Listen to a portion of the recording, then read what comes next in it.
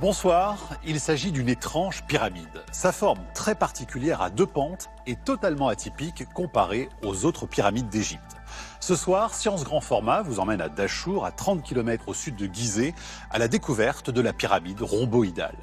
Construite il y a 4600 ans à la demande du pharaon Snéfrou, elle fait partie d'un ensemble de 3 pyramides. Mais c'est la seule qui possède cette forme originale avec une inclinaison qui n'est pas la même dans sa partie basse et dans sa partie haute. Sa forme rhomboïdale a-t-elle été voulue ou bien s'agit-il au contraire d'un accident? Pour résoudre ce mystère, vous allez pénétrer dans cet édifice sous plus de 3 millions de tonnes de pierre en compagnie des archéologues qui recherchent tous les indices permettant de retracer son histoire. Grâce aux moyens de détection modernes, les scientifiques ont pu modéliser le site et évaluer toute son étendue.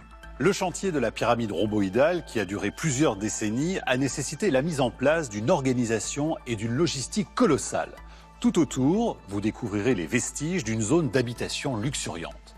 Le pharaon Snéfrou exigeait la pyramide parfaite avec des faces lisses et malheureusement les bâtisseurs ont été confrontés à de nombreux incidents qui se sont multipliés sur le chantier. La pyramide rhomboïdale a tout de même permis de faire progresser le savoir-faire des ingénieurs de l'époque. Et c'est ensuite la pyramide rouge qui a servi de modèle de référence pour toutes les pyramides qui sont apparues après. À l'aube des pyramides, c'est un documentaire à suivre tout de suite sur France 5 et à retrouver sur notre site France.tv. Bonne soirée et vive la science en grand format. La pyramide rhomboïdale. L'une des plus curieuses constructions d'Égypte. Le rêve ambitieux d'un pharaon divinisé, Snéfrou. À cette époque, la pyramide rhomboïdale représentait le plus grand édifice jamais construit par l'homme. Comment expliquer sa forme étrange? On ne peut pas entrer dans la tête des gens de l'époque. Il faut s'appuyer sur les indices qu'ils nous ont laissés. Pour découvrir ses secrets, les archéologues fouillent dans le sable et explorent de fragiles corridors. C'était terrifiant, avec ces pierres qui menaçaient de s'effondrer. Cette forme est-elle volontairement originale? Ou est-ce la construction qui a mal tourné? Ici, il y a eu un mouvement majeur dans la structure. Pour résoudre ce mystère, il faut déconstruire cette étrange pyramide et inspecter chacune de ses pierres. Il faut la soulever de terre pour explorer ses chambres funéraires. Nous saurons alors si la pyramide rhomboïdale est une bévue magistrale ou un exploit architectural qui annonce l'ère des grandes pyramides.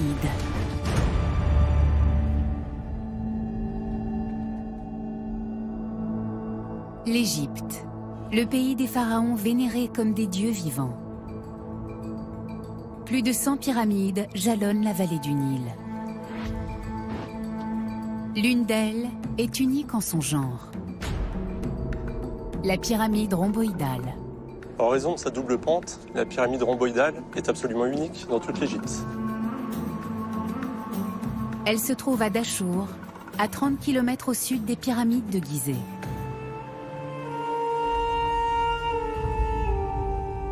Sa forme étrange attire le regard. C'est la première pyramide à face lisse de l'histoire. Et la seule qui présente une double pente. Mais comment s'explique cette particularité? Je crois que la pyramide rhomboïdale est la plus mystérieuse de toutes. Comment en est-on arrivé à cette forme? Et pourquoi est-elle si différente des autres? La pyramide rhomboïdale a été bâtie il y a près de 4600 ans. C'était un tombeau pour l'éternité. À l'intérieur, 2 couloirs mènent à 2 chambres funéraires. Ces chambres ont la même taille que 7 étages. Elles sont enfouies sous plus de 3 millions de tonnes de blocs de calcaire. Le plan intérieur ressemble à celui d'une pyramide classique, mais son aspect est singulier. Cette forme était-elle voulue?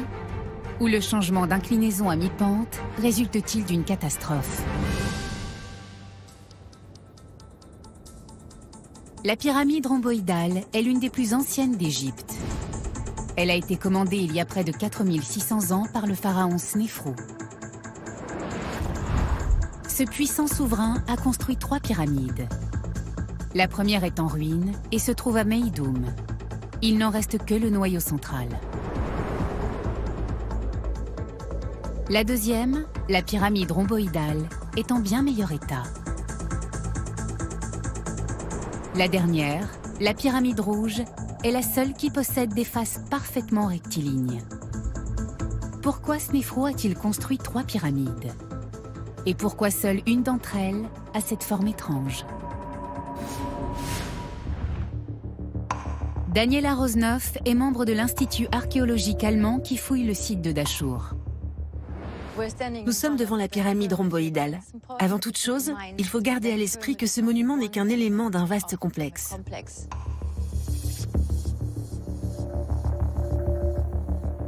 Pour comprendre la genèse de cet édifice, il faut commencer par en explorer les alentours. C'est formidable de pouvoir ramener ce site à la vie.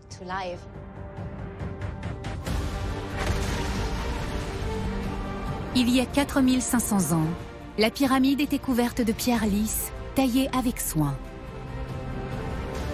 Elle était la pièce centrale d'un complexe plus étendu. Côté sud, une pyramide satellite de plus petite taille culminait à 29 mètres. Un autel sacré, flanqué de 2 pierres dressées, portait le nom du pharaon.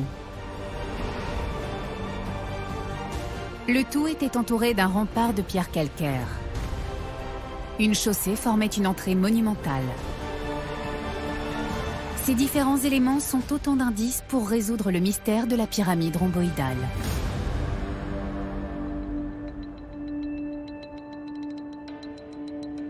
Daniela Rosnoff fouille un secteur situé à moins d'1 kilomètre de la pyramide. C'était juste rempli de sable jaune. Et on a des cendres. Ils ont découvert les vestiges d'un monument perdu depuis des milliers d'années.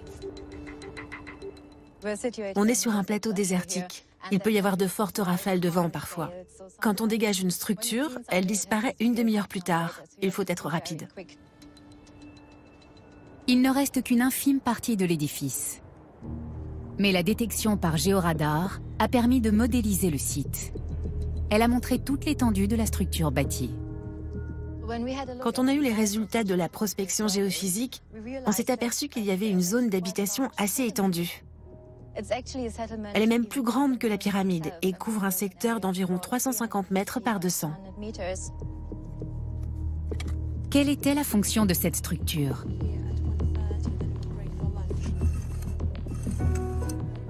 On a ici l'un des murs de l'édifice. Il avait été enduit d'argile, puis revêtu d'une belle couche de calcaire blanc. Ça ne servait pas à assurer la solidité du bâti, c'était uniquement par souci esthétique. L'équipe allemande dégage la structure enfouie sous le sable. Elle met au jour des vestiges colorés. On a découvert énormément de carreaux de faïence. On peut imaginer que ces carreaux turquoises formaient un magnifique contraste avec les murs blancs. L'édifice comptait un grand nombre de pièces et était apparemment richement décoré. Il devait s'agir d'une résidence impressionnante. Ses habitants profitaient aussi de l'ombre de jardins luxuriants. On est en plein désert, mais ils ont réussi à créer 2 immenses jardins. Il devait être extrêmement difficile de les entretenir.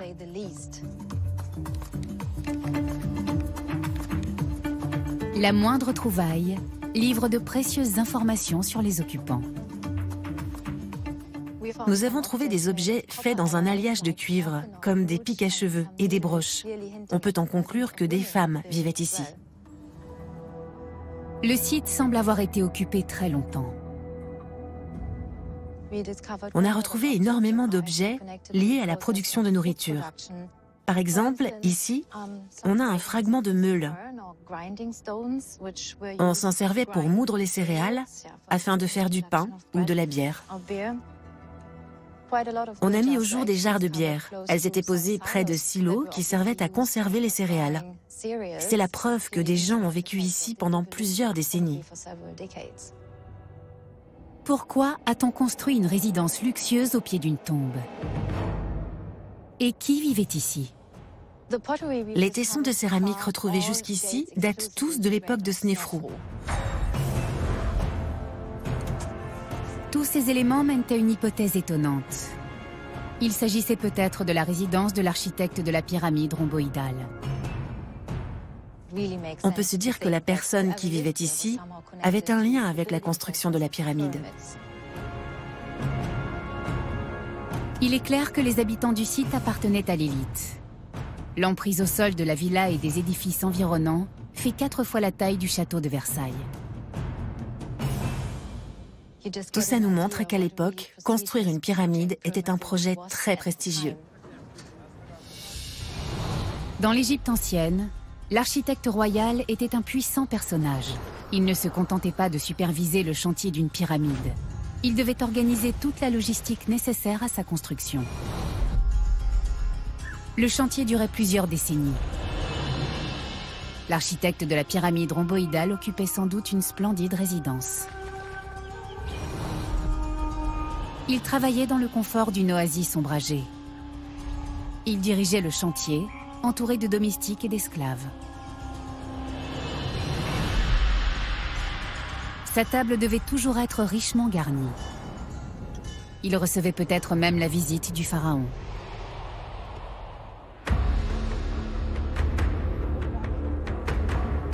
Le chantier de cette pyramide devait revêtir une importance particulière pour Snéfrou. Jamais encore on n'avait tenté d'en bâtir une de cette taille. Elle serait près de 2 fois plus grande que les autres. La pyramide rhomboïdale était le plus grand chantier de construction que l'Égypte et peut-être le monde avaient jamais connu. Pourquoi cette pyramide était-elle si importante pour Snéfrou?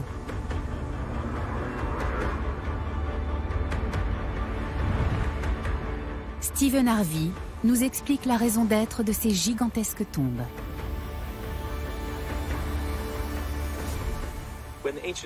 Quand les Égyptiens de l'Antiquité ont vu se dessiner sur l'horizon des monuments tels que la pyramide rhomboïdale, ils ont dû être émerveillés. Ces montagnes de pierre créées par l'homme qui s'élançaient vers le ciel, ça devait être pour eux quelque chose d'extraordinaire.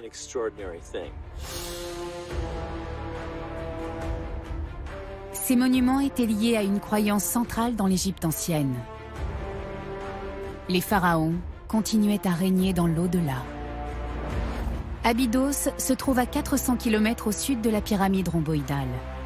C'est la nécropole des rois qui ont unifié l'Égypte plus de 500 ans avant Snéfrou. Abydos est un site fondamental pour reconstituer la genèse des pyramides, pour comprendre comment les pharaons en sont venus à construire de tels monuments. La nécropole est l'un des lieux les plus sacrés de l'Égypte ancienne. C'est là que sont inhumés les rois des premières dynasties qui ont régné sur le pays. C'était un lieu de pèlerinage qui attirait la foule. Les Égyptiens pensaient que cette vallée était la porte du royaume des morts. À première vue, rien n'indique que ce paysage cache des centaines de tombes. Mais d'étranges monticules attirent le regard. Ils sont entièrement faits de tessons de poterie. C'est une véritable montagne de céramique. On trouve ici des millions de petits récipients et de tessons. Ils ont été laissés sur place par des visiteurs venus honorer les dieux et les premiers rois d'Égypte. Ça dépasse presque l'entendement. Cette colline n'est pas naturelle. Elle est entièrement artificielle. C'est une gigantesque accumulation de récipients et chacun d'eux a été acheté ou façonné par les pèlerins qui sont venus ici. C'est incroyable. On n'est pas habitué à marcher sur des céramiques vieilles de 5000 ans, sur des tas de tessons accumulés pendant des milliers d'années. Ces pèlerins étaient persuadés que les rois devaient être nourris après leur mort. D'où venait cette croyance? Pour Stephen Harvey, elle pourrait être liée à l'effet du milieu désertique sur les cadavres.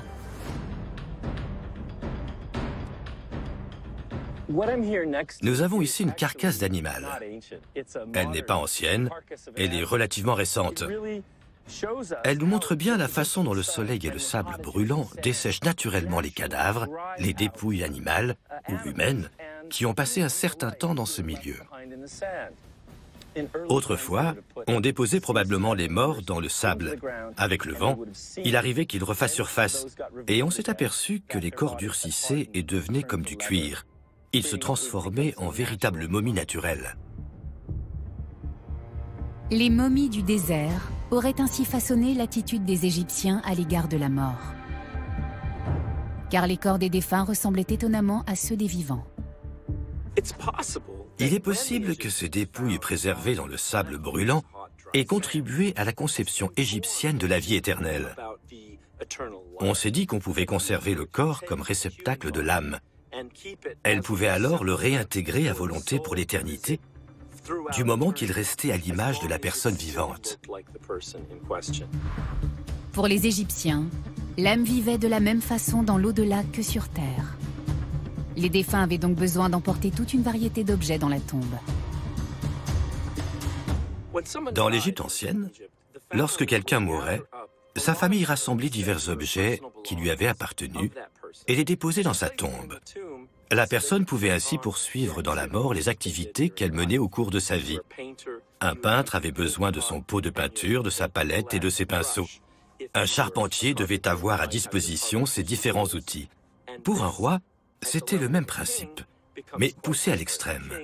Un pharaon avait besoin de ses chars, de son épée et de tous ses attributs royaux, comme la crosse et le fléau, les emblèmes du pouvoir composés sur sa poitrine.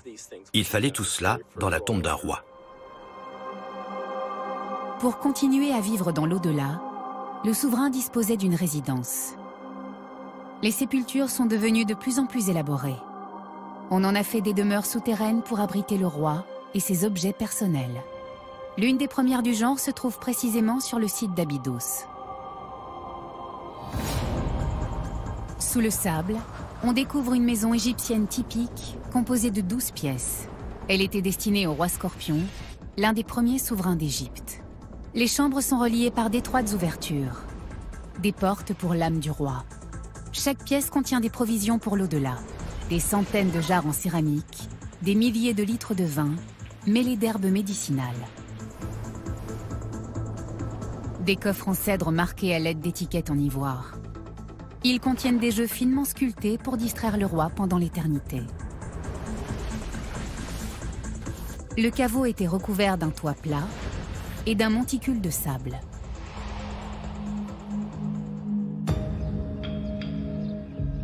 Ces modestes demeures souterraines sont les ancêtres des pyramides. Stephen nous mène devant la tombe restaurée d'un pharaon de la première dynastie, Den. Elle a été bâtie 2 petits siècles après celle de Scorpion Ier, mais elle est 13 fois plus étendue. Ce que nous voyons était la seule partie apparente de la tombe.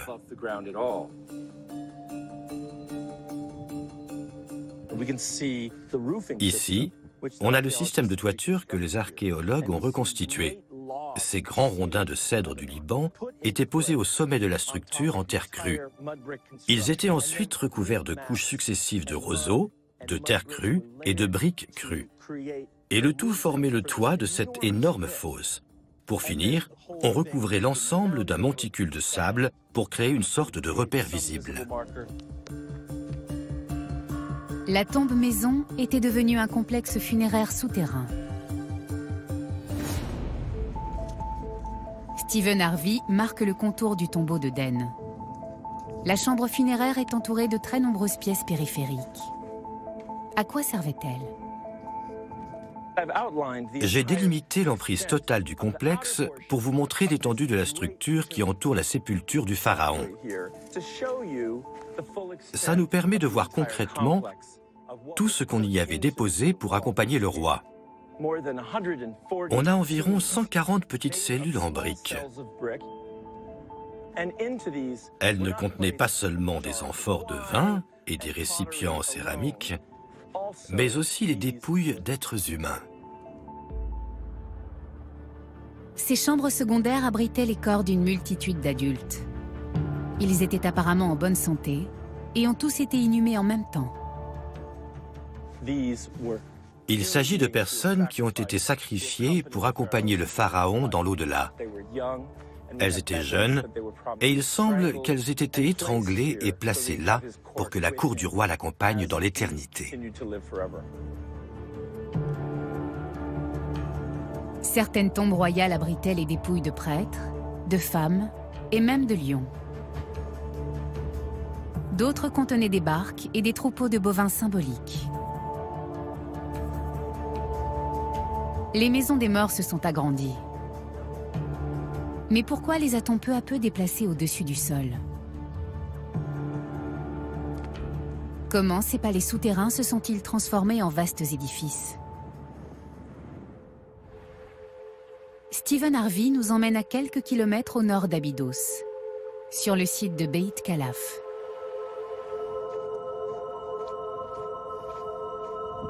On peut y voir des plateformes géométriques qui abritent des chambres funéraires. Il s'agit de mastaba, un mot arabe qui signifie « banc ». Celui-ci a été construit environ 500 ans après les premières maisons des morts.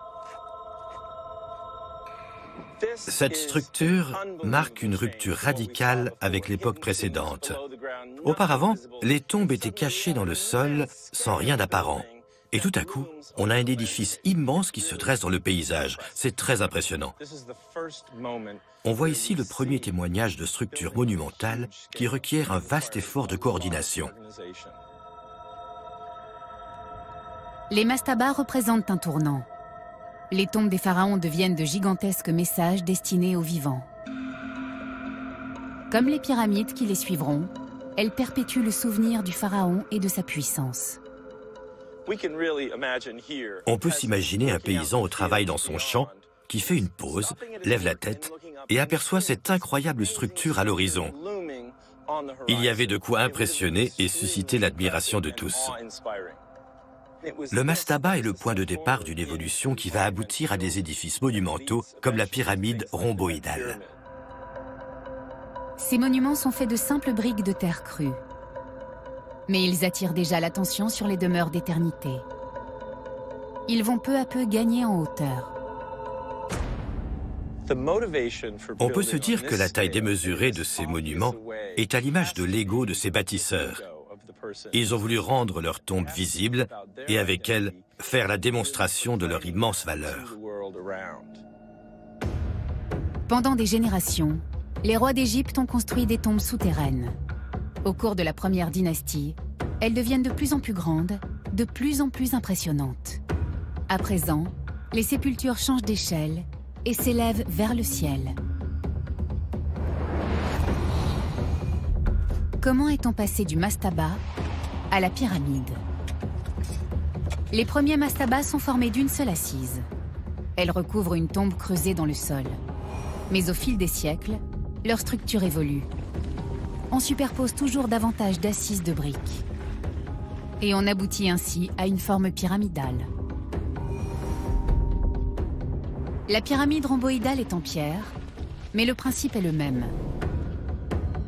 Une longue lignée mène ainsi des premiers mastabas aux pyramides.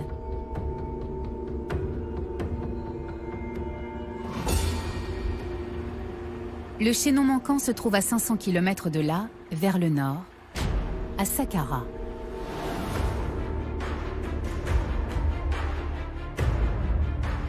Cette nécropole royale abrite la plus ancienne structure pyramidale d'Égypte. La pyramide à degrés.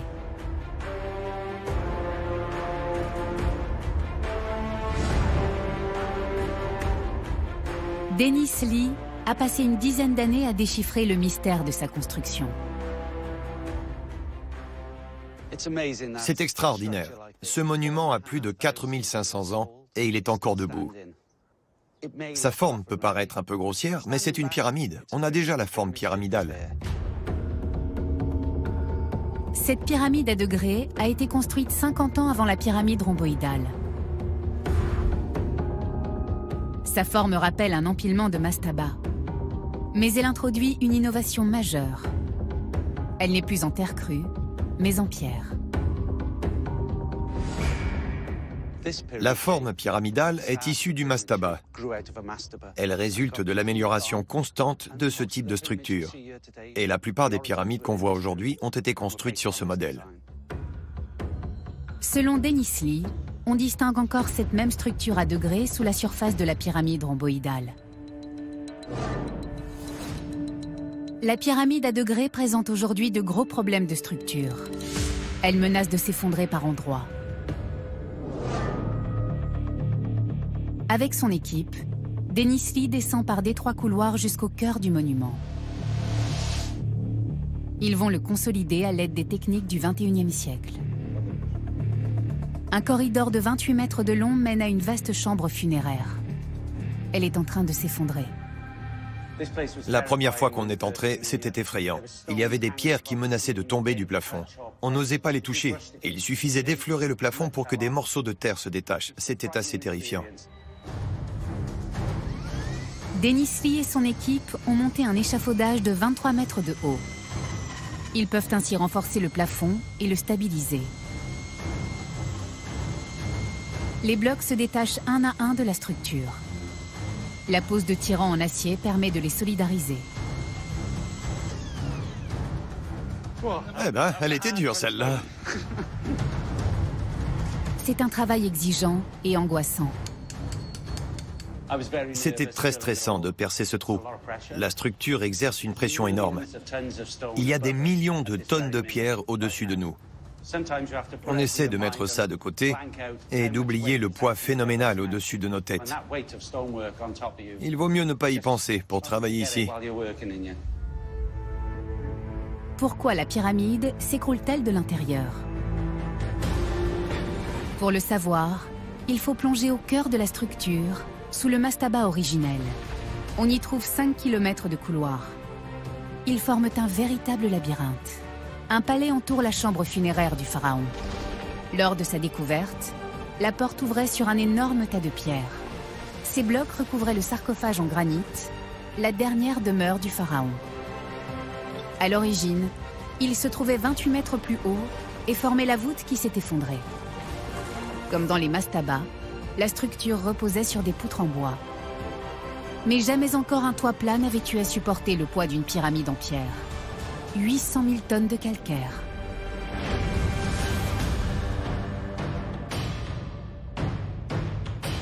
Les bâtisseurs de la première pyramide d'Égypte semblent avoir poussé le modèle du mastaba au-delà de ses limites. Empiler des assises de pierre sur une structure à toit plat, c'était courir à la catastrophe. On mettait en danger la dépouille du roi et toutes ses possessions pour l'au-delà. Ce qui reste, c'est une sorte de voûte naturelle. Les pierres du milieu sont tombées. Elles n'ont pas pu résister au poids de la partie supérieure de la pyramide. Les poutres qui les supportaient se sont désintégrées et tout s'est écroulé sur le sarcophage qui se trouve à 23 ou 24 mètres en contrebas.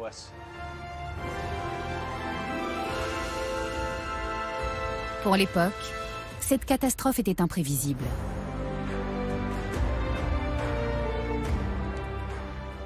On ne disposait pas de modèle pour bâtir une pyramide. C'était encore quelque chose d'inédit. Ils ont donc avancé au jugé en procédant étape par étape. Les bâtisseurs avaient manifestement présumé de leur capacité.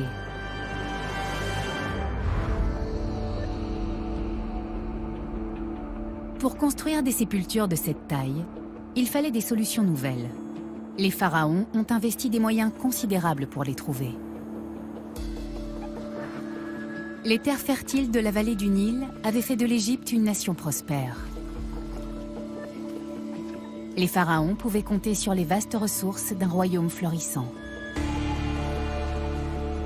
Une quarantaine d'années après la pyramide à degrés, Snéfrou se lance ainsi dans un projet d'envergure, bâtir la pyramide parfaite. Pour cela, il ne suffit pas de surmonter les problèmes structurels invisibles à l'œil nu.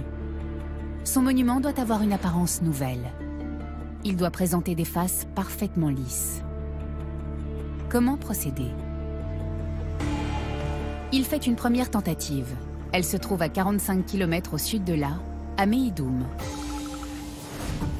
Aujourd'hui, il ne reste plus que le cœur de la pyramide, son nucléus. Meidoum est la première des 3 pyramides construites par Snéfrou. Elle possédait autrefois des faces semblables à celles d'une pyramide classique. Aujourd'hui, il n'en reste que le noyau à degrés. Sa construction aurait débuté juste avant celle de la pyramide rhomboïdale.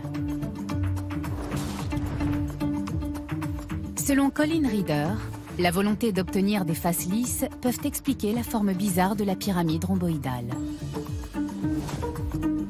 Les méthodes de construction sont les mêmes pour les 2 pyramides. Sur cette pyramide de Meidoum, on a retrouvé des marques de maçons, des graffitis peints par les carriers ou par les constructeurs des pyramides. Et on a remarqué des inscriptions très similaires sur la pyramide rhomboïdale. Tellement similaires en fait que certains ont pu dire qu'elles ont été construites au même moment.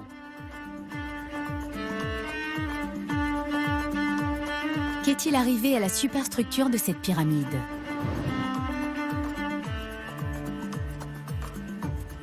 La réponse se trouve peut-être dans l'énorme tas de décombres qui l'entoure.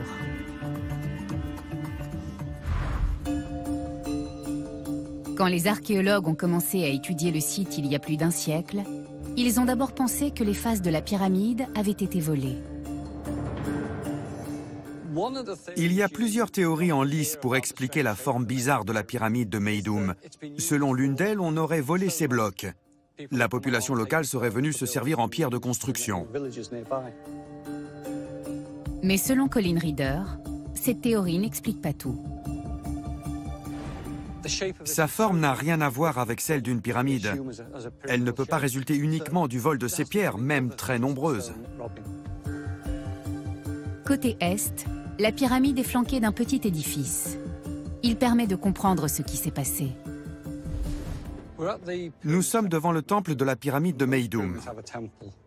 La plupart des pyramides ont ce genre de petit édifice. Aujourd'hui, ces monolithes sont recouverts de graffitis. Mais quand ils ont été mis au jour, ils étaient complètement vierges. En principe, on trouve le nom du roi gravé à cet endroit et le nom des dieux qu'il vénérait. Ici, il n'y a rien. La seule explication valable, c'est que la pyramide n'a jamais été achevée. Seul un événement majeur a pu conduire Snéfrou à abandonner ce chantier qui lui avait déjà tant coûté. Alors que s'est-il passé? Les archéologues ont dégagé environ 3000 blocs de pierre. Ils pourraient nous fournir une réponse. Les blocs présentent différents états de taille. Certains sont encore assez bruts, comme s'ils venaient d'être extraits. D'autres sont bien taillés et semblent prêts à être mis en place dans la pyramide. Et ce n'est pas tout. On a aussi trouvé des fragments de poterie et de bois. Les archéologues qui travaillaient sur le site ont rapidement compris qu'ils avaient mis au jour un ancien atelier. Cet atelier a peut-être été détruit et enseveli lors d'une catastrophe. La pente de la pyramide était très raide. Les blocs de parement auraient fini par glisser, emportés par leur propre poids. Meidoum devait être une pyramide à degrés. Mais le pharaon voulait obtenir une figure parfaite. Alors, il a fait remplir les énormes marches pour donner à la pyramide des faces rectilignes. Mais ces blocs posés sans aucun type de liant se seraient désolidarisés du noyau. Ils auraient alors glissé vers le sol. On peut donc supposer qu'elle s'est écroulée pendant la dernière phase de construction, quand on a voulu doter cette pyramide à degrés de faces lisses.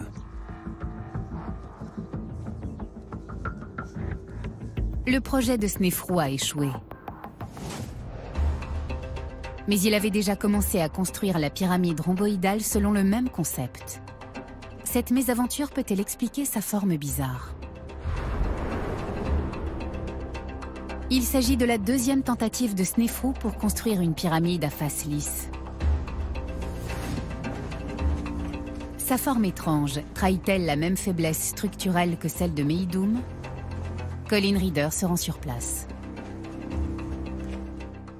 Nous sommes devant la pyramide rhomboïdale de Dashur pour voir si on peut discerner des signes de mouvement ou de tassement à l'intérieur. À l'extérieur, les dommages semblent superficiels. On peut voir des lézardes dans le parement, des fissures traversantes. Mais ce n'est pas inhabituel. Ce type d'édifice bouge souvent lors de sa construction. Le sol se tasse. Mais Colin Reeder repère un problème plus grave. Nous sommes devant la porte d'entrée. Et on voit ce joint du parement qui semble se décaler au niveau de l'entrée. Si on regarde là-bas, la ligne est bien horizontale, comme entre tous les joints. Mais quand on arrive ici, au-dessus de la porte, le parement baisse d'un cran. Il court horizontalement et puis il remonte d'un cran. C'est peut-être superficiel. Il faut regarder si ce décalage se répercute à l'intérieur de la structure.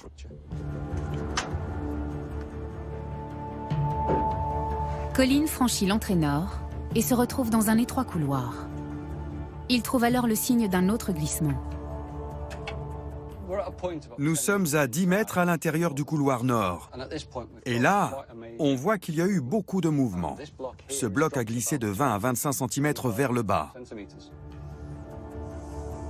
Cette fissure qui court en travers de l'entrée inquiète l'ingénieur.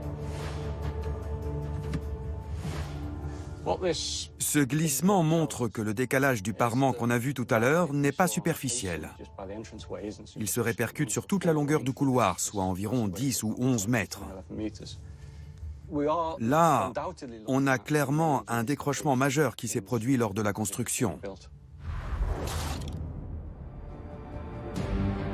La pente de la pyramide rhomboïdale était-elle trop raide, comme à Meidum? Le parement menace-t-il de s'effondrer?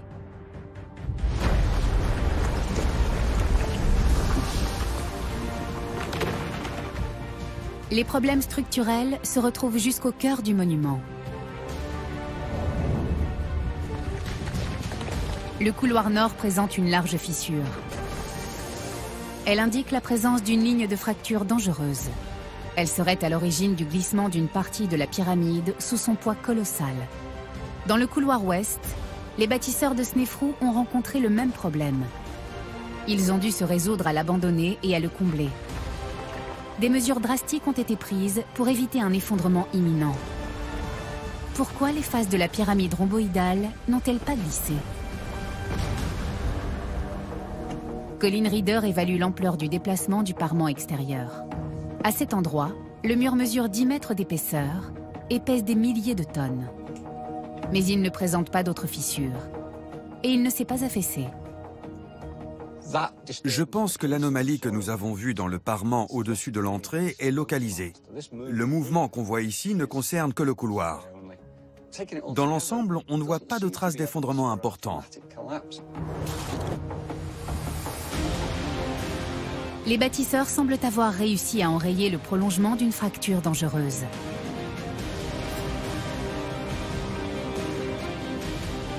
Ils devaient avoir en mémoire le destin de la pyramide de Meidum.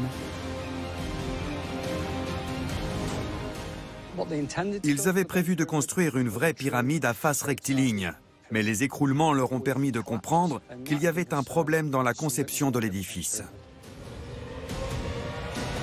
Le désastre de Meidum a peut-être obligé les constructeurs de la pyramide rhomboïdale à changer de modèle. Au début, les fissures de la pyramide rhomboïdale ne leur ont peut-être pas paru trop graves. Mais ensuite, la pyramide de Meidum s'est effondrée. Pour éviter qu'une telle catastrophe se reproduise, ils ont modifié leur plan. La pyramide allait être moins élevée, mais plus solide. D'où la forme étrange de cette deuxième pyramide. Ils ont réduit l'angle au sommet de la pyramide pour rendre la structure plus stable. Ils ont ainsi réduit le risque de voir s'écrouler un autre monument. La construction de la pyramide rhomboïdale avait commencé 10 ans plus tôt. La future demeure d'éternité de Snefru ne pouvait pas finir en tas de pierres. Le pharaon a malgré tout réussi à maintenir son projet de face lisse. Mais pourquoi ne pas avoir reconstruit la partie basse de la pyramide pour lui donner une forme parfaite? Selon Franck Monnier, L'entreprise n'était pas difficile.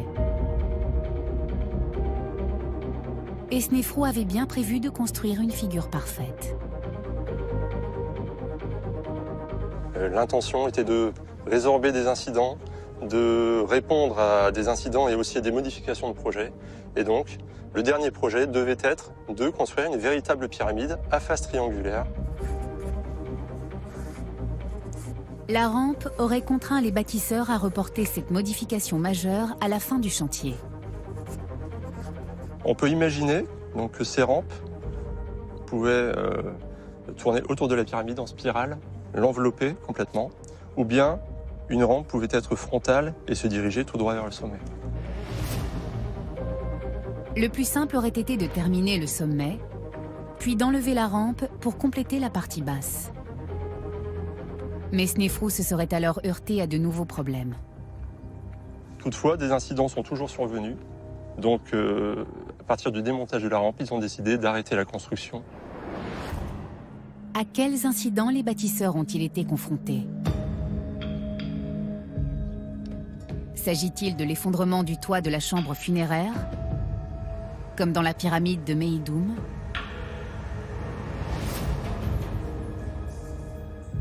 Colin Reeder s'aventure à l'intérieur de la pyramide rhomboïdale. Il veut examiner la chambre inférieure. Elle est en parfait état de conservation, grâce à un toit d'une conception radicalement nouvelle. À cette époque, n'oublions pas que nous sommes aux environs de 2500 avant notre ère, on ne savait pas poser de plafond au-dessus d'un vide aussi grand. Donc on a travaillé assise par assise, couche par couche, pour obtenir une série d'escaliers qui convergent très haut au-dessus de nos têtes. La pyramide de Snefrou inaugure une nouvelle technique de construction, la voûte en encorbellement. La toute première pyramide, la pyramide à degrés, avait un simple toit plat en bois. Une structure beaucoup trop fragile pour supporter le poids du monument. À l'intérieur de la pyramide rhomboïdale, la voûte en encorbellement permet de répartir les charges. On évite ainsi que le toit ne s'effondre. Les bords de ces saillies, de ces marches, ont été taillés avec beaucoup de soin. On le voit à la régularité des faces horizontales et verticales. Ce plafond en encorbellement est vraiment de belle facture. Snefrou a donc surmonté ces deux plus grands défis. À l'intérieur, les bâtisseurs ont mis au point une technique nouvelle, capable de supporter le poids d'une pyramide en pierre. À l'extérieur, un changement de pente évite au bloc du revêtement de glisser. Mais la pyramide rhomboïdale n'était pas pour autant sauvée.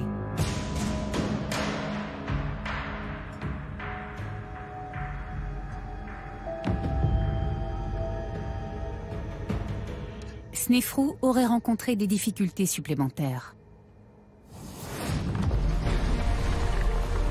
Les chambres de la pyramide rhomboïdale sont réparties sur 2 niveaux. Les appartements inférieurs sont intacts. Le problème se situe-t-il au-dessus, dans la chambre funéraire principale? Son plafond en encorbellement s'élève à plus de 16 mètres.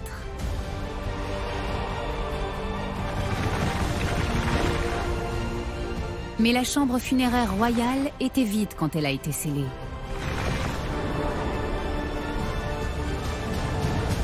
Snefrou a finalement décidé d'abandonner sa pyramide à double pente.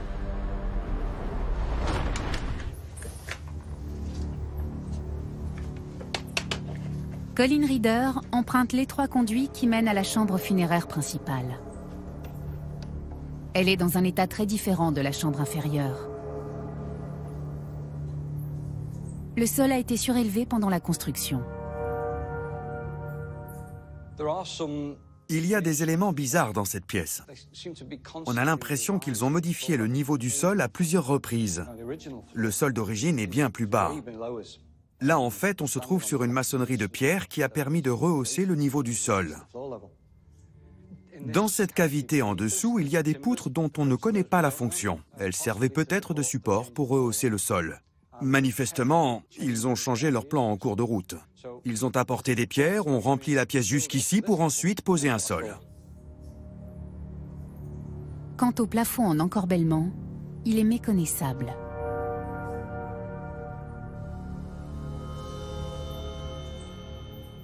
L'encorbellement semble avoir été retravaillé, retaillé et découpé, d'où ces finitions très irrégulières. Le plafond construit avec tant de soin a été défiguré.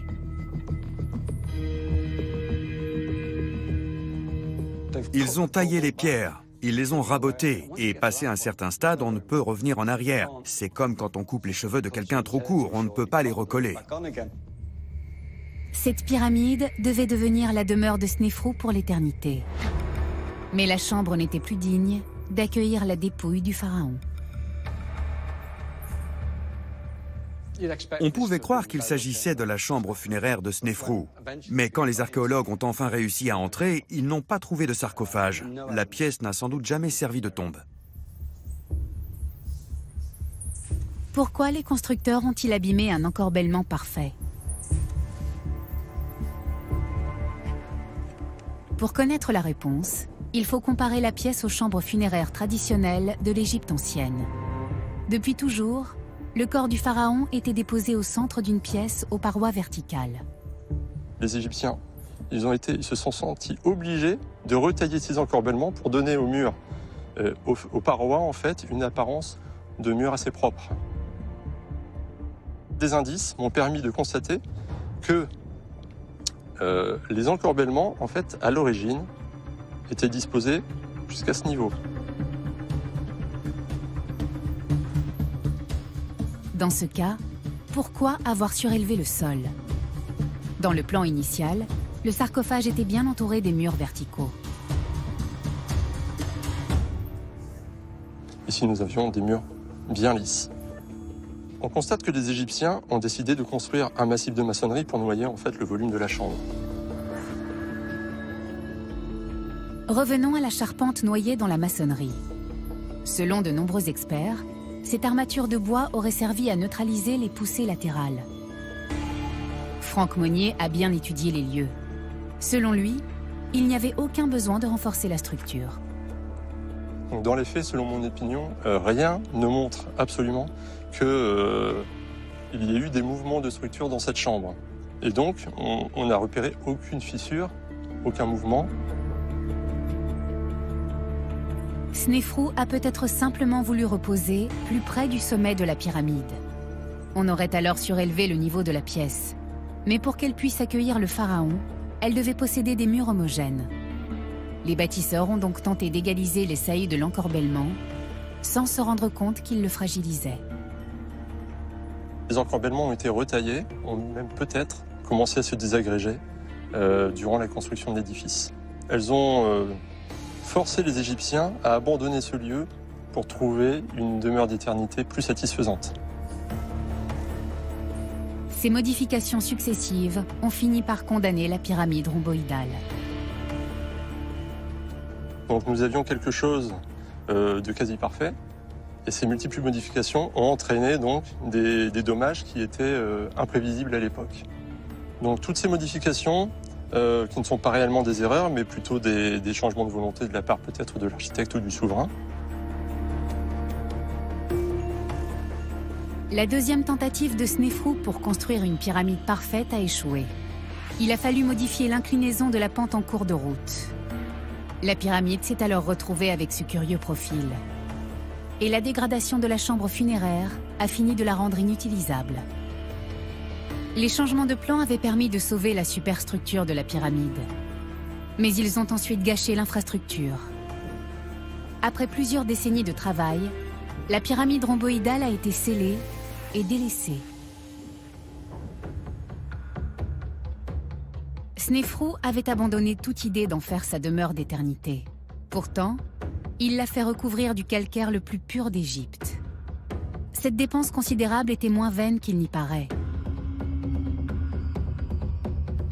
Elle répondait sans doute à un objectif capital. Car l'unique but que poursuivait Snéfrou était d'atteindre l'immortalité.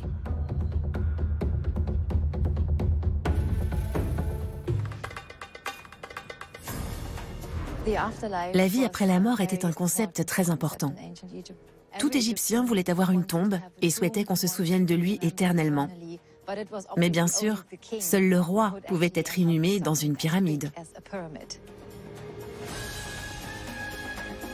Le gigantisme de la pyramide devait empêcher le nom de Snéfrou de tomber dans l'oubli. Mais s'il voulait vivre pour toujours, il fallait aussi qu'il soit vénéré pour l'éternité. Que faire pour être certain qu'on prierait pour lui? Daniela Rosnoff nous conduit sur la chaussée. Cette route pavée reliait la pyramide aux rives du Nil. On y trouve les vestiges d'un mystérieux édifice. Selon l'archéologue, il permet de comprendre pourquoi Snéfrou tenait tant à parachever la pyramide rhomboïdale.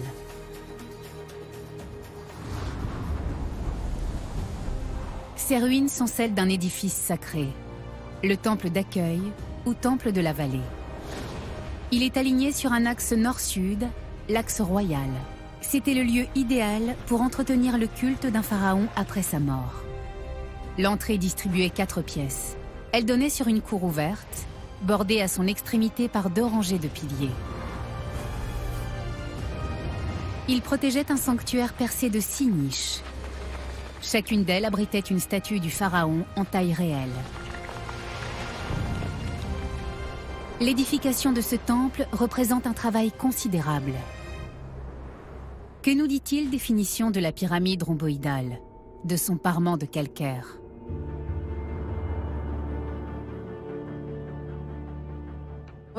Quand on a découvert le temple au début des années 1950, il était complètement en ruine.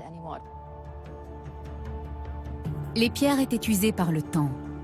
Les voleurs avaient détruit ce qui en restait. Mais les archéologues y ont fait une découverte étonnante. Elle a livré des informations inédites sur la pyramide et sur le temple. Lors des fouilles, on a réalisé des forages. On s'est aperçu qu'il y avait une autre structure enfouie sous 2 ou 3 mètres de sable. C'était une route pavée de blocs de roches calcaires. Cette route a pu être datée. Elle a été aménagée 1 millier d'années après la construction de la pyramide.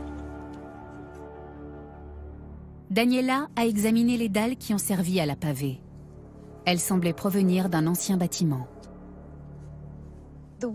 Certaines de ces dalles étaient ornées. Ça nous a mis la puce à l'oreille, car bien sûr, on ne décore jamais les pierres d'une route. C'est ce qui nous a conduit à la conclusion que ces blocs avaient été recyclés. Il n'est pas difficile de trouver d'où ils proviennent. On a comparé toutes les données, le matériau, le style des bas-reliefs, et il est absolument évident que ces blocs venaient du temple de la pyramide rhomboïdale. 1 millénaire après la mort de Snéfrou, le temple de la vallée a été démantelé. Les ouvriers ont réutilisé ces pierres pour bâtir une route. Mais Daniela a pu identifier les scènes sculptées sur les blocs. Ce petit fragment nous apporte des renseignements sur une scène beaucoup plus vaste. Ici, on voit la main du roi qui tient par les cheveux la tête d'un ou plusieurs ennemis. Ce fragment fait partie d'une scène classique, le massacre des ennemis. On y voit le pharaon qui tient une massue d'une main et un ou plusieurs ennemis de l'autre. On l'a dépeint au moment où il s'apprête à frapper. Mais de quel pharaon s'agit-il?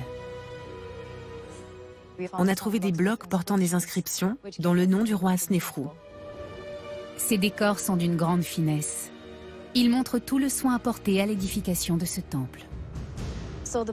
Ces blocs nous permettent d'imaginer assez précisément l'apparence du temple. Pourquoi Snéfrou a-t-il achevé à la fois cette pyramide et son temple, alors même qu'il n'avait aucune intention d'être enseveli à cet endroit? Selon Daniela, il avait l'ambition de créer un culte à sa personne. Son but, acquérir un plus grand pouvoir dans l'au-delà.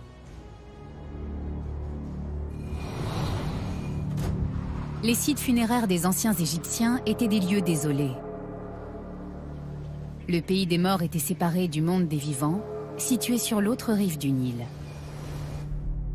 Le temple de la vallée de Snéfrou inaugure un concept qui va devenir la norme pendant plusieurs siècles. Une chaussée permet de relier les deux mondes. Des bas-reliefs du temple montrent Snéfrou recevant de somptueuses offrandes. Elles viennent de toutes les régions de son royaume. Plus on vénérait un pharaon après sa mort, plus il avait de pouvoir dans l'au-delà. Les pyramides ne sont pas les seuls monuments que Snéfrou nous a laissés. Il a aussi fait bâtir ce temple d'accueil et ses magnifiques décors. Snéfrou voulait être certain d'atteindre l'immortalité. La pyramide rhomboïdale et son temple lui ont permis de satisfaire son ambition. Il lui a porté l'assurance de ne pas tomber dans l'oubli et d'être vénéré après sa mort. Avant Snéfrou, il n'existait pas de temple d'accueil. Nous en avons ici le tout premier exemplaire de l'histoire. C'est pour cela que tout ce que nous découvrons a une telle importance. On voit apparaître pour la première fois des scènes qui vont devenir la norme dans ce genre de temple.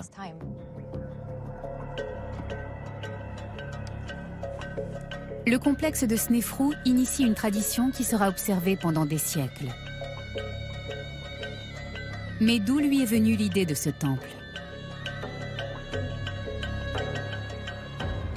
Pour le savoir, il faut retourner à 500 km de là, dans la nécropole d'Abydos.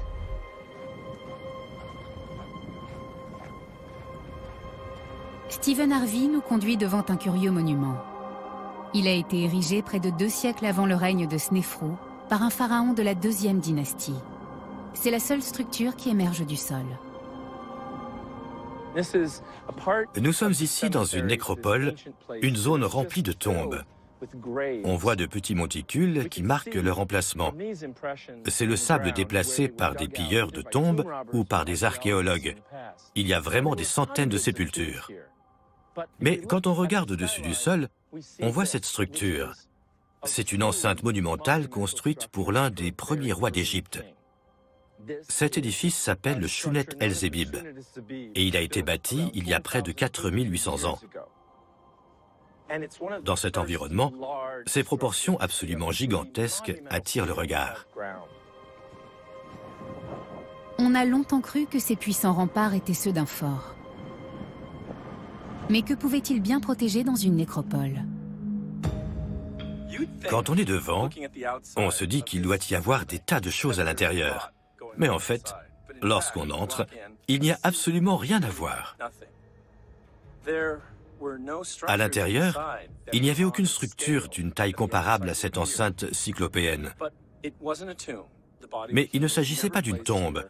Le corps du roi n'y a jamais reposé. Il était d'ailleurs dans le désert, plus près de ce qu'on pensait être la porte de l'au-delà. Quelle pouvait être la fonction de cette curieuse enceinte? Ces puissants remparts contiennent eux-mêmes la réponse. Il s'agissait en réalité d'un décor de scène, une copie du palais du pharaon. Il n'était pas destiné au roi, mais à ses dévots. En fait, cette construction n'est qu'une enceinte, et on y organisait sans doute des fêtes et des cérémonies pour commémorer la mort et la vie éternelle du pharaon. Un roi ne pouvait se contenter d'être enterré avec ses objets personnels. Ses sujets devaient aussi lui rendre un culte grandiose. Le seul fait de prononcer son nom augmentait sa puissance dans l'au-delà.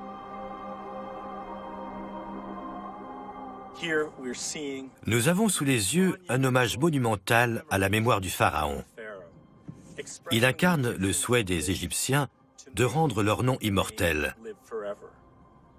Car dans les conceptions égyptiennes, prononcer le nom du mort lui permettait de vivre pour toujours. Et pour atteindre ce but, il fallait accomplir des rites dans ce lieu. Si l'on cessait de prononcer le nom d'un pharaon, il mourrait une seconde fois. Snéfrou a repris l'idée de l'enceinte monumentale à son compte. Mais il en a fait un temple. Il voulait lui aussi faire l'objet d'un culte. Ce projet a-t-il abouti? Son peuple s'est-il souvenu de lui?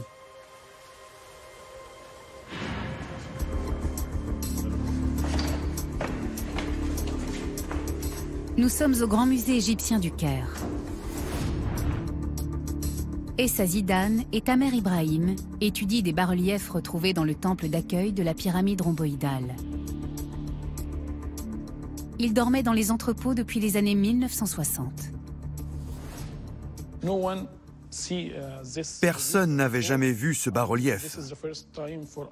Et c'est la première fois que nous le montrons.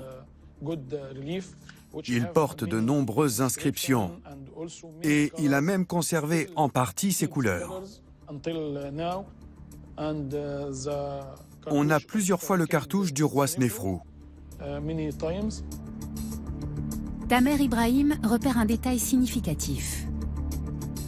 Snefrou avait manifestement de bonnes chances d'être vénéré par son peuple, et donc de consolider son pouvoir dans l'au-delà. On voit une déesse qui porte des offrandes et le nom de Snefrou ici. Tous les dieux lui apportent des présents. On voit par là que son peuple l'aimait et que c'était un grand roi. Snefrou a parié sur l'éternité et semble avoir gagné. Mais pour bâtir les pyramides, on avait recours aux travaux forcés, et ces chantiers titanesques épuisaient les ressources du royaume. Or, Snefrou ne s'est pas contenté d'une pyramide. À lui seul, il en a construit 3. Comment a-t-il fait pour rester si populaire? Franck Monnier a une théorie à ce sujet. Il semblerait, d'après un document qui s'appelle la pierre de Palerme, que Snefrou ait engagé en fait des missions en terre étrangère pour ramener des animaux et surtout des esclaves. Donc, si l'on en croit cette pierre de Palerme, il aurait ramené des milliers d'esclaves. Donc, cela pourrait être une raison pour laquelle Snefrou ait été considéré comme un très bon roi, c'est-à-dire qu'en fait, toute la charge de la construction des 3 pyramides ne pesait pas sur les épaules du peuple égyptien.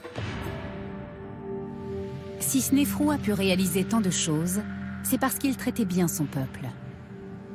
On a continué à honorer son nom au pied de la pyramide rhomboïdale, en dépit de son étrange allure. Ce projet était très cher à Snefrou. Et de fait, la pyramide et son complexe sont restés un lieu de vénération pendant de nombreuses générations.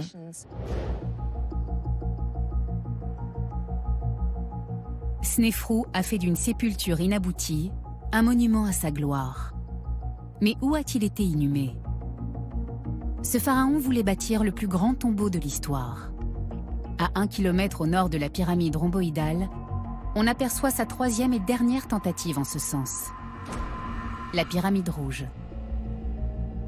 Après les modifications et les changements de projet qui ont eu cours dans la pyramide rhomboïdale, les Égyptiens sont parvenus à définir une nouvelle pyramide, la pyramide parfaite. Et la première de ces pyramides parfaites, c'est la pyramide rouge que l'on voit en arrière-plan.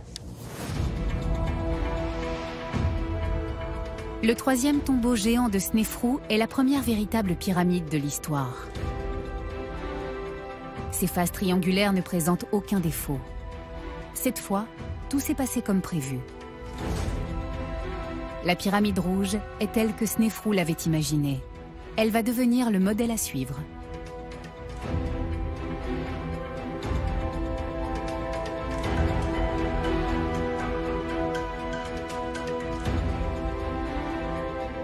Lorsque l'on compare le profil de ces 2 pyramides, il est évident que celle qui a inspiré les générations suivantes est la pyramide rouge.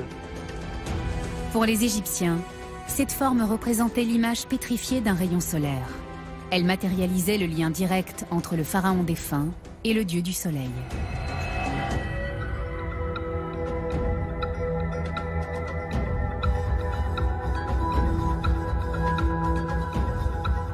Franck Monnier examine sa forme extérieure. En dépit du fait que la majorité des pierres de parement ont été exploitées par les carriers du Moyen-Âge, on constate que cette pyramide est dans un excellent état. De ce côté de la pyramide, on a dégagé les gravats qui cachaient le parement. Nous avons la chance ici d'avoir un élément préservé. Donc on voit très bien que ce parement est intact. Il n'a pas subi de mouvement de structure, hormis les dégradations dues à l'exploitation des carriers et aussi aux conditions atmosphériques qui atteignent la pierre. Tous les blocs sont restés en place, aucune fissure, contrairement à la pyramide rhomboïdale. Pour son 3e essai, Snefrou semble avoir atteint la perfection. Mais la pyramide rouge est-elle aussi aboutie à l'intérieur? Franck Monnier examine l'état du corridor d'entrée. Il mesure 55 mètres de long.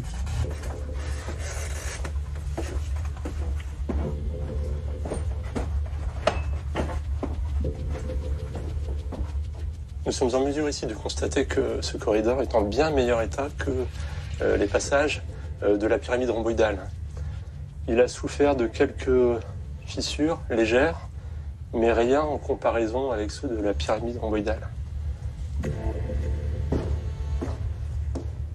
L'ingénieur se dirige maintenant vers le cœur de la pyramide rouge. Il veut voir le plafond des appartements funéraires. Tout ici, dans cette antichambre, montre une perfection, une maîtrise technique, jusque-là inédite. Ici, tout est en parfaite condition, à tel point qu'on pourrait croire que cette pyramide vient juste d'être construite. Snefrou a donc réalisé un tombeau parfait, à l'intérieur comme à l'extérieur.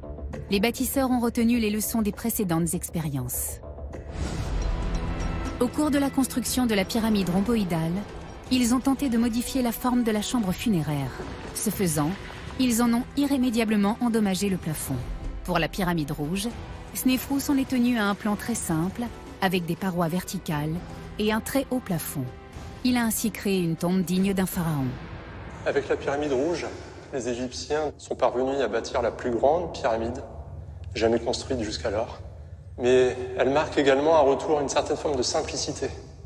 La sobriété du plan architectural ne doit pas occulter. Cependant,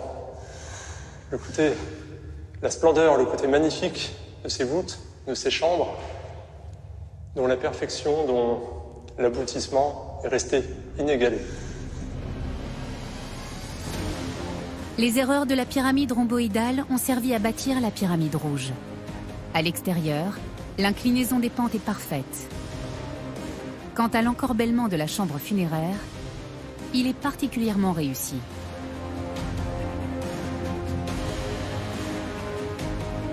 Les générations suivantes ont exploité les avancées du règne de Snefrou.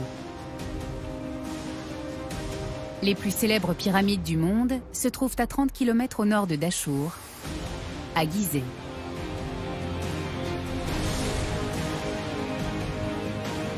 La pyramide rouge a servi de modèle à toutes les pyramides suivantes. Une vingtaine d'années plus tard, le fils de Snefrou lance la construction de son propre tombeau. Il s'appelle Khufu ou Khéops. Sa pyramide s'élève à plus de 140 mètres. Cet immense monument dépasse la pyramide rhomboïdale d'environ 40 mètres. Mais seules 3 décennies les séparent.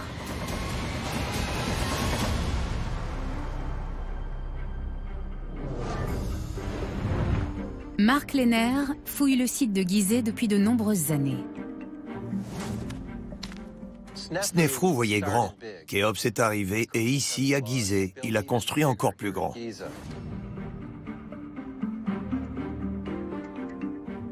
Quand on pense à l'Égypte, on voit la pyramide de Khéops.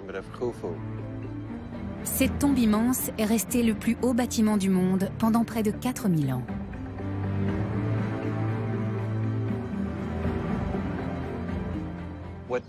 La particularité de la grande pyramide de Gizeh, c'est sa taille et sa perfection. Elle occupe plus de 5 hectares. C'est l'équivalent de plus de 7 terrains de football. Les pierres du parement ont été ajustées avec une incroyable précision. On a coutume de dire qu'il est impossible de faire passer une lame de rasoir entre elles.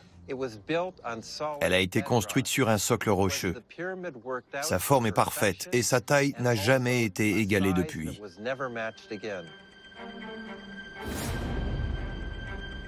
Les pyramides de Gizeh ont toutes été construites par les descendants de Snefrou. Ils voulaient surpasser leurs glorieux ancêtres. Ces 3 pyramides constituent l'apogée d'une sorte d'élan vers le gigantisme. Les monuments de Snefrou n'ont pas seulement fait progresser les techniques de construction. Ils ont eu d'immenses répercussions sur la société égyptienne. Auparavant, l'habitat égyptien était surtout fait de petits villages. Mark Lehner dirige des fouilles au pied des pyramides de Gizeh. Les chantiers titanesques initiés par Snéfrou semblent avoir changé le quotidien des Égyptiens. Nous avons dégagé le sable sur une surface équivalente à 5 terrains de football. Et nous avons trouvé des maisons et des casernes. De tout temps, les casernes ont surtout été occupées par des hommes, et surtout des hommes jeunes. Et nous pensons que c'était le cas ici. L'archéologue a mis au jour une zone d'habitation. Elle semble avoir abrité jusqu'à 20 000 personnes. Sa construction date de la même époque que les pyramides. Snéfrou avait fondé une ville peuplée d'ouvriers près du chantier de sa pyramide. Elle a perduré pendant 700 ans. À son tour, Khéops a fondé une ville entière sur le site de construction. Mais elle comptait plus d'habitants que les seuls ouvriers du chantier. Il faut se rappeler qu'on avait ici des milliers d'ouvriers. Mais il leur était impossible de remplir toutes les activités qui permettent de vivre dans une société agricole. Ils ne pouvaient pas s'occuper des troupeaux, ni cultiver les champs. Alors, pour nourrir les ouvriers du chantier, les pharaons ont bâti de nouvelles fermes, des domaines partout en Égypte. Au fil du temps, ils sont devenus de véritables centres régionaux. Ces pyramides étaient des chantiers nationaux. Elles étaient aussi étroitement liées au commerce international. Les bâtisseurs se procuraient les matériaux dans tous les pays environnants. L'Égypte renforçait ainsi ses liens avec ses voisins. Les Égyptiens ont établi des relations avec la Nubie pour se procurer du granit. Ils ont établi des relations avec Byblos au Liban pour se procurer du bois de construction. Et ils ont établi des relations avec l'autre rive de la mer Rouge. Pour cela, ils ont construit un port à Wadi el-Jarf pour aller dans le Sinaï et rapporter du cuivre. Cette infrastructure a pris plus d'importance que ce gigantesque chantier en lui-même. La construction des pyramides a permis de bâtir une nation. Pour construire ces pyramides, on a rassemblé des dizaines de milliers d'ouvriers. Leurs baraquements ont donné naissance aux premières cités. Ces dernières ont permis à l'Égypte de devenir une superpuissance de l'Antiquité. Et tout cela a sans doute commencé avec la pyramide rhomboïdale. Les fouilles de la cité de Dachour ont montré que cette ville contemporaine de la construction des pyramides est à l'origine de tout ce que nous avons découvert ici, à Gizeh.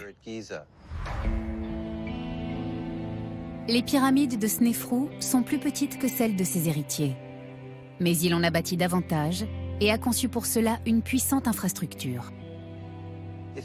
Si on additionne le volume de toutes les pyramides que Snéfrou a construites, on dépasse de loin le volume de la grande pyramide de Gizeh. Il a fait empiler bien plus de blocs de pierre que son fils. Les pyramides de Snéfrou n'étaient pas toutes parfaites. Mais son expérience inestimable a profité à la génération suivante. On a ici l'aboutissement d'un long programme de recherche et développement qui a été mené en grande partie par Snéfrou. Sans la pyramide rhomboïdale et la détermination de Snéfrou, le monde n'aurait pas connu la grande pyramide de Gizeh. Si Snéfrou avait pu revenir et voir briller cette pyramide à l'horizon, surtout quand elle était intacte, dans toute son élégance, son gigantisme et sa perfection, il aurait été très fier de son fils Khéops.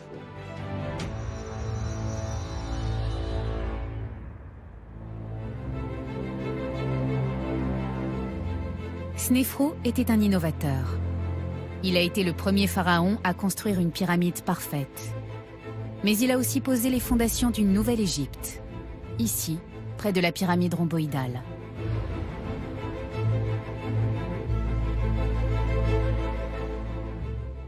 Pour construire les pyramides, il fallait d'immenses ressources humaines et matérielles. Ce qui a rendu possible l'édification d'un monument de cette taille, c'est la création d'une nouvelle forme d'organisation, centralisée et à grande échelle. C'est donc un chantier qui a permis l'unification de tout un pays. Il n'a fallu qu'une petite quarantaine d'années pour que les idées de Snéfrou soient appliquées à plus grande échelle à Gizeh. Son modèle a été copié pendant plus de 1000 ans. Mais les pyramides n'ont plus jamais atteint la même taille. Et on a cessé d'en construire vers 1500 avant notre ère. Comment l'expliquer? Stephen Harvey se trouve près des vestiges de la dernière pyramide royale. Elle se trouve à Abydos, là où tout avait commencé. Ces monuments sont devenus de plus en plus petits, jusqu'à l'abandon total de ce type de sépulture. Il n'en reste plus qu'un monticule de sable. Il y a quelque chose de très poétique dans ces derniers vestiges d'une grande tradition. Le déclin des pyramides serait lié à celui du culte de Rê, le dieu solaire. L'Égypte ancienne avait beaucoup de traditions concurrentes. Certaines affirmaient par exemple que le pharaon allait au ciel à sa mort, et d'autres disaient qu'il s'enfonçait dans la terre.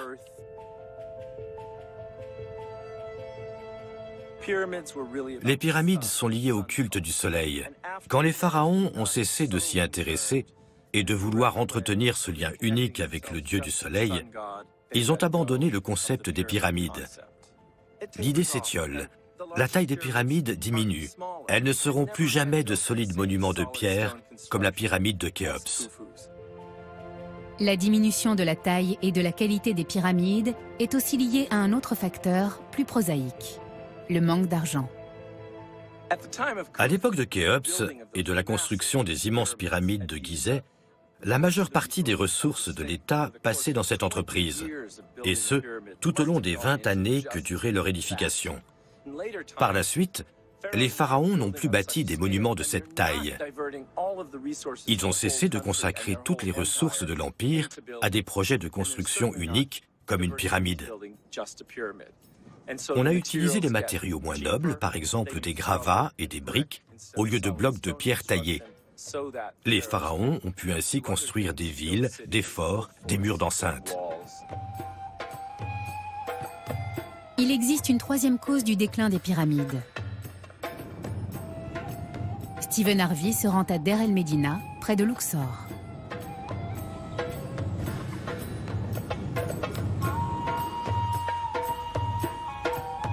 Ce village d'artisans a été fondé 1 millier d'années après Snéfrou. On y a découvert un curieux cimetière, planté de petites pyramides. Le flanc de la colline était couvert de petites tombes. Ça devait être très impressionnant.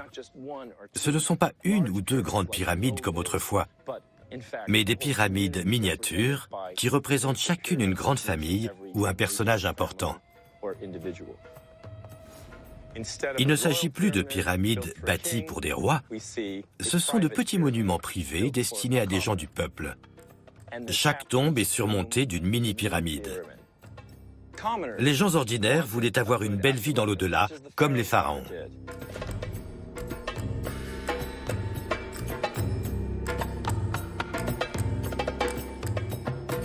Qui repose sous ces pyramides ordinaires?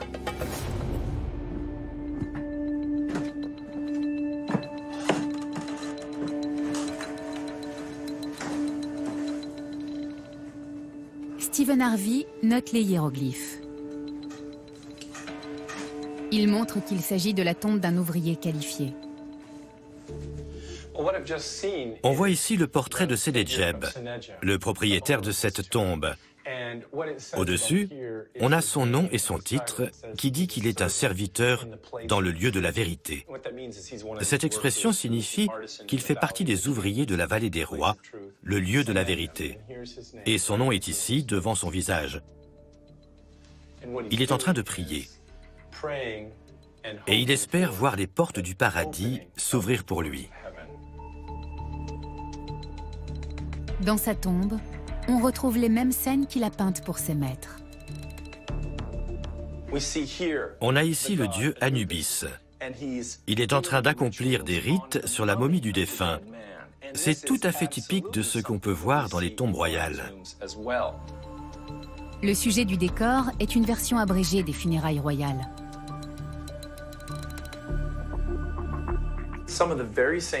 Sur ces murs, on retrouve des choses qu'on voit dans les trésors mis au jour par les archéologues. C'est le genre d'éléments qu'on trouve dans les tombes royales. la crosse, le fléau du dieu Osiris, et le tout en or. Sénécheb se met dans la position qui devait être celle du pharaon. Le concept de pyramide perfectionné par Snéfrou 1000 ans auparavant a été victime de son propre succès. Que les gens du peuple se mettent à bâtir de petites pyramides a très probablement contribué à la perte d'intérêt des pharaons pour ce type de sépulture.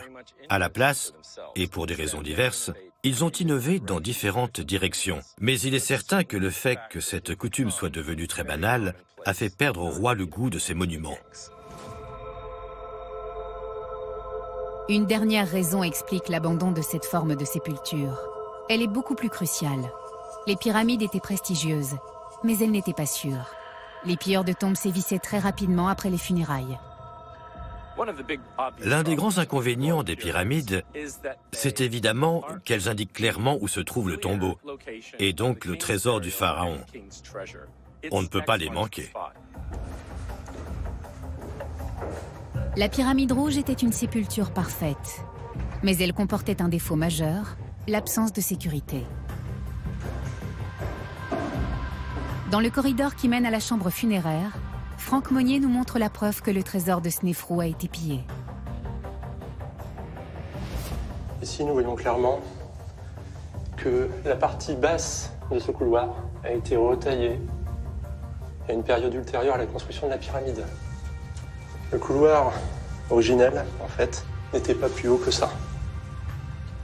Donc, ici, d'après les marques que l'on peut apercevoir et la retaille grossière, il paraît évident que les pilleurs ont été forcés d'agrandir ce couloir. Comment savoir ce que les voleurs ont pris dans la chambre funéraire? Elle est désormais vide, il ne reste rien dans la pyramide rhomboïdale. Chose curieuse, le sol a lui aussi disparu. C'est une marque concrète de l'activité des pilleurs. Donc ici, nous avons le sol original de la chambre. On a encore quelques marques ici qui permettent de deviner que le sol se situait à ce niveau.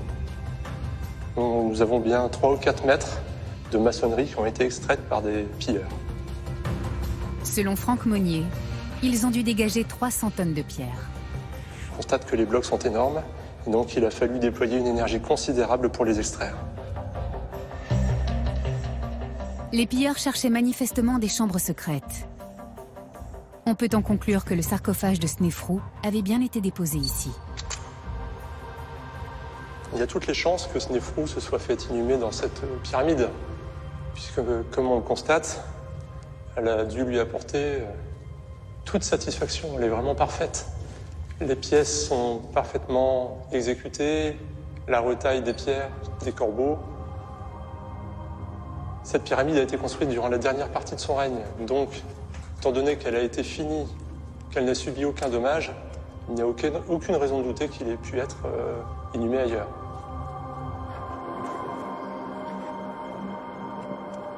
Toutes les pyramides fouillées à l'époque moderne ont été retrouvées vidées de leurs trésors. Ici, les pilleurs ont même détruit le sarcophage de Snéfrou. Aucun pharaon n'est parvenu à bâtir une pyramide à l'épreuve des pilleurs.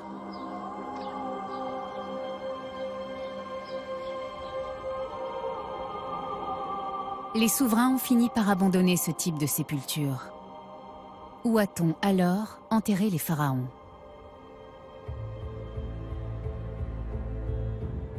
Nous voici près de Luxor, à 5 km du village des artisans. C'est ici que se trouve la vallée des rois. Plus de 60 tombes ont été creusées dans la roche de cette faille sinueuse. Leurs entrées sont soigneusement dissimulées dans la falaise. Cette vallée est devenue une nécropole royale après l'époque des pyramides. Elle est restée pendant près de 5 siècles. On a sans doute choisi cette vallée comme lieu d'éternité des pharaons pour plusieurs raisons. L'une d'entre elles, c'est que la montagne qui la surplombe forme une sorte de pyramide naturelle. Par ailleurs, on ne voulait plus bâtir ces pancartes géantes qui disaient « Mon trésor royal se trouve ici ». Il fallait éviter le pillage, qui était un souci majeur. Il était plus facile de garder l'accès à cette vallée étroite qu'à des pyramides disséminées dans le désert. Ces tombes étaient secrètes, et les biens que les pharaons emportaient dans l'au-delà y étaient bien protégés. Du moins, en théorie. Les fabuleuses richesses de Toutankhamon sont restées à l'abri des voleurs jusqu'à leur découverte dans les années 1920. Mais il s'agit d'une exception. Les pilleurs de tombes étaient tenaces et sans scrupules. Ils savaient qu'ils risquaient la mort s'ils étaient découverts. Il était plus sûr de disperser le trésor funéraire. Alors, que sont devenus les biens de Snéfrou?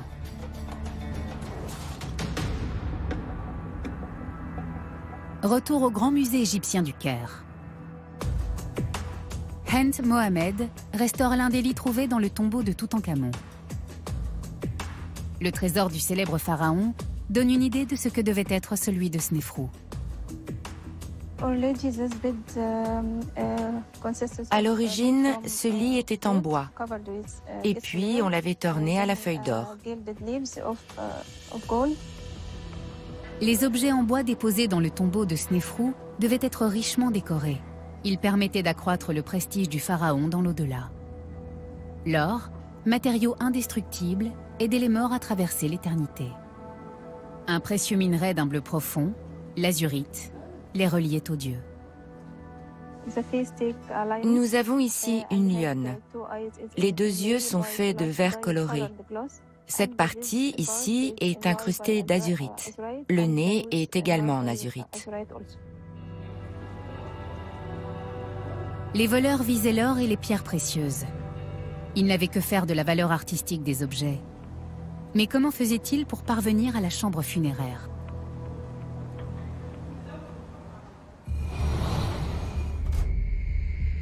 Le tombeau d'un pharaon était généralement rempli d'objets funéraires. On en mettait autant que possible pour l'aider dans l'au-delà. Pour protéger ces richesses des pilleurs, on avait recours à une série de pièges. Des corridors qui ne mènent nulle part, de faux caveaux. Et des herses de pierre pour obturer les accès. Mais les pilleurs étaient souvent bien renseignés. Des bâtisseurs corrompus leur indiquaient comment contourner ces défenses. Une fois à l'intérieur, ils avaient une méthode simple pour prélever l'or des objets en bois. Ils brûlaient la totalité du trésor. Il ne restait alors que le métal fondu.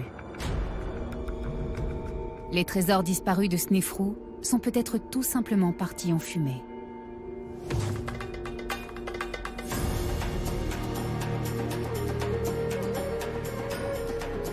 Les pyramides menaient les pilleurs au trésor des pharaons. On a donc dissimulé leur sépulture dans la vallée des rois.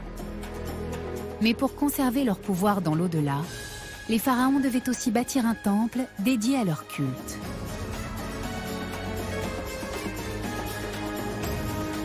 On retrouve là encore l'influence de la pyramide rhomboïdale et de son complexe.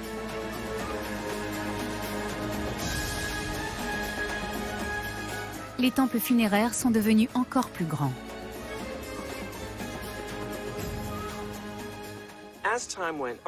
À l'époque de la vallée des rois, les temples sont complètement séparés des tombes qui sont dissimulées dans la vallée.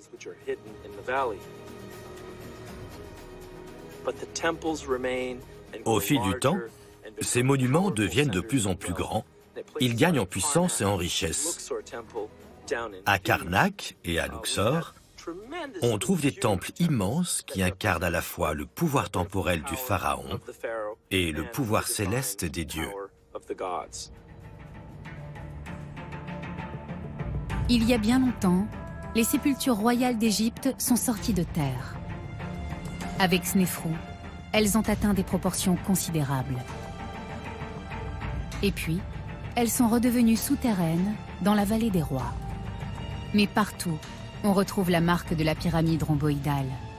Elle est à l'origine des cités prospères bâties autour des pyramides. Elle préfigure aussi le développement de grands centres religieux comme Karnak et Luxor. On a longtemps considéré la pyramide rhomboïdale comme une simple fantaisie. Mais avec son complexe, elle a exercé une influence considérable sur l'histoire de l'Égypte. Snéfrou mérite vraiment d'être reconnu comme l'un des grands bâtisseurs d'Égypte.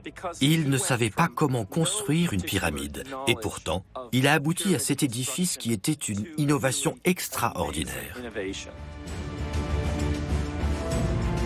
Le désir d'immortalité de Snéfrou l'a conduit à perfectionner un concept novateur. Il voulait bâtir une pyramide à face lisse.